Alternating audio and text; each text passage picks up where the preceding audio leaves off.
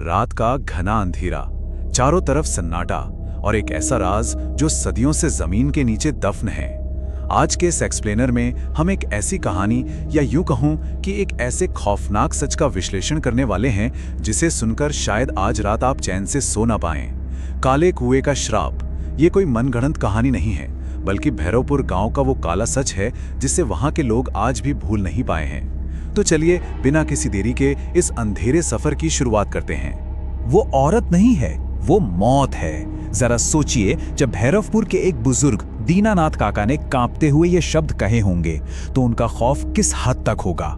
ये सिर्फ एक चेतावनी नहीं थी, ये उस दहशत का जीता जागता सबूत है जो उस गांव की रग रग में बस चुका है। ये शब्द सोचने पर मजबूर कर देते हैं कि आखिर उस अंधेरे कुएं में ऐसा क्या छिपा है जो इंसानियत की समझ से बिल्कुल परे है।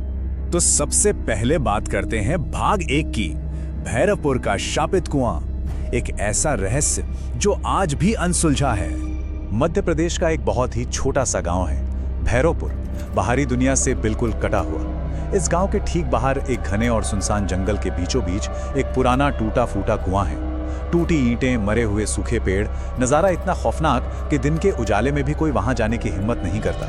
लेकिन हैरानी की बात यह है कि इस डर के बावजूद कोई अनजाना शख्स वहां अगरबत्तियां जला कर जाता था। खैर, सबसे डरावनी बात तो यह है कि हर अमावस्या की रात, जी हाँ, हर डार्क मून नाइट को वहां से एक औरत के रोने की आवाज आती है। पहले बहुत धीरे धीरे और फिर अचानक इतनी तेज जैसे कोई बहुत दर्द में तड़प रहा हो, चीख चीख कर मदद मांग रहा हो। और सबसे खौफनाक सच बताऊं, जिसने भी उस आवाज का पीछा किया ना, वो इंसान आज तक लौटकर वापस नहीं आया। अब आते हैं भाग 2 पर, अर्जुन की खौफनाक रात, जहां हमें देखना है कि ये सिर्फ एक अंधविश्वास था या फिर साक्षात मौत का बुलावा।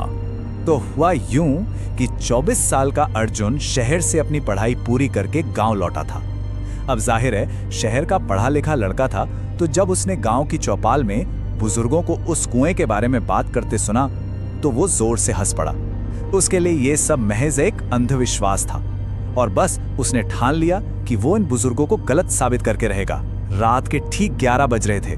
आसमान में काले बादल थे और हवा कुछ अजीब सी सनसनाहट के साथ चल रही थी। अर्जुन अपना कैमरा और टॉर्च लेकर उस खौफनाक जंगल में घुस गया। करीब आधे घंटे बाद वो उस टूटे हुए कुएं तक पहुंच ही गया और तभी अचानक हवा बिल्कुल रुक गई। पूरा जंगल इतना शांत हो गया कि अर्जुन को अपनी ही धड़कनें सुनाई देने लगी। और फिर शुरू हुए वो आखिरी 10 सेकंड, जिसने सब कुछ हमेशा के लिए बदल कर रख दिया। मुझे बाहर निकालो। उस डरावने सन्नाटे को चीरती हुई ठीक यही आवाज अर्जुन के कानों में पड़ी। उसने हिम्मत करके उस गहरे घुप अंधेरे कुएं में झांका और पता है उसे क्या दिखा? नीचे 2 चमकती हुई सफेद आंखें। वो घबराकर पीछे हटने ही वाला था कि तभी बिल्कुल उसके कान के पास से फिर वही आवाज आई, जैसे कोई अदृश्य साया ठीक उसके कंधे के पास खड़ा हो, जबकि वहां दूर दूर तक कोई इंसान नहीं था। अर्जुन पूरी तरह चीख पड़ा। तभी कुएं के अंदर से बहुत लंबे काले हाथ बाहर निकले और उन्होंने अर्जुन का पैर कसकर पकड़ लिया। किसी तरह अपनी पूरी जान लगाकर वो खुद को छुड़ाकर वहां से भागा, लेकिन भागते हुए उसे साफ महसूस हो रहा था कि कोई उसके ठीक पीछे दौड़ रहा है। आवाज इतनी तेज थी मानो कोई 2 पैरों पर नहीं बल्कि 4 पैरों पर किसी जानवर की तरह भाग रहा हो। जब अर्जुन ने पलटकर देखा तो जो नजारा था वो किसी भी इंसान का खून सुखाने के लिए काफी था। वो चुड़ैल जमीन पर नहीं दौड़ रही थी। जी हाँ, वो जमीन पर थी ही नहीं, वो पेड़ों के ऊपर शाखाओं के बीच से उल्टी लटक कर बड़ी तेजी से उसका पीछा कर रही थी। उसकी गर्दन पूरी तरह से पीछे की तरफ मुड़ी हुई थी। उसका वो सफेद चेहरा, खून से लथपथ वो डरावनी सी मुस्कान और उसकी वो पूरी तरह से काली आंखें जो बिना पलक झपकाए सिर्फ अर्जुन को घूर रही थी। ये नजारा इतना खौफनाक था कि मेरा ये बताते हुए भी गला सूख रहा है। बेतहाशा भागते हुए अर्जुन अचानक एक पेड़ से टकराया और जमीन पर गिर पड़ा। झटके से उसकी टॉर्च दूर छिटक गई और बुझ गई। अब चारों तरफ क्या था? सिर्फ और सिर्फ गुप्त अंधेरा। और उसी अंधेरे में उसे अपने बिल्कुल करीब किसी के भारी भारी सांस लेने की आवाज आई। जब अर्जुन ने कांपते हुए धीरे से सिर उठाया तो वो चुड़ैल ठीक उसके चेहरे के सामने खड़ी थी। उसका आधा चेहरा बुरी तरह जला हुआ था, मुंह कान तक फटा हुआ और दांत जानवरों की तरह लंबे थे।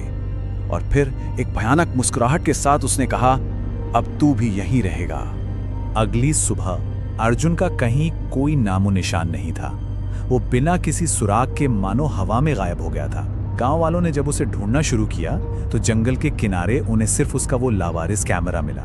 जब गांव वालों ने हिम्मत करके उस कैमरे को प्ले किया तो उसमें अर्जुन की आखिरी दर्दनाक चीखें रिकॉर्ड थीं और वीडियो के उन आखिरी 10 सेकंड्स में कैमरे के ठीक सामने वही औरत खड़ी थी। उसकी आंखें पूरी तरह काली थीं, चेहरे पर वही खून से सनी मुस्कान थी और फिर फुटेज अचानक ब्लैकआउट हो गया। गांव वालों का जो सबसे बड़ा डर था ना, वो अब एक भयानक हकीकत बन चुका था। अब आगे बढ़ते हैं भाग 3 की तरफ, रवि का दर्दनाक अंत, जहां एक मासूम की बलि चढ़ जाती है। अर्जुन के गायब होने के इस वाकये को कुछ महीने बीत चुके थे। गांव में एक नया परिवार आकर बसा था जिनका एक 10 साल का बड़ा ही मासूम सा बेटा था, रवि। एक दिन क्या हुआ कि वो खेलते खेलते उसी मनहूस जंगल की तरफ निकल गया। शाम ढल गई लेकिन वो नहीं लौटा। पूरा गांव घबराकर उसे ढूंढने निकल पड़ा। रात हो चुकी थी और तभी कुएं की तरफ से फिर वही मनहूस रोने की आवाज आने लगी। जब लोग भागकर वहां पहुंचे तो उन्होंने जो नजारा देखा उसने सबकी रूह कपा दी। 10 साल का वो छोटा सा रवि उस कुएं के मुहाने पर बिल्कुल बुत बनकर खड़ा था। उसकी आंखें पूरी तरह से काली हो चुकी थी और वो बड़ी अजीब सी मुस्कान दे रहा था। फिर उसने अपने आखिरी शब्द कहे, वो मुझे बुला रही है, और इतना कहते ही वो मासूम उस गहरे कुएं में कूद गया। गांव वाले चीखते रह गए लेकिन कुएं की गहराइयों से किसी बच्चे के रोने की आवाज नहीं आ रही थी। वहां से आ रही थी तो सिर्फ एक डरावनी औरत के ठहाके मारकर हंसने की आवाज। अब हम आते हैं हमारे विश्लेषण के भाग 4 पर, काली का असली सच, जो असल में इंसानी क्रूरता की एक बहुत ही भयानक दास्तान है। लगातार हो रही इन दिल दहला देने वाली घटनाओं के बाद दीनानाथ काका ने गांव वालों के सामने वो सच उजागर किया जो कई सालों से एक राज ही बना हुआ था। आखिर ये श्राप पैदा कैसे हुआ?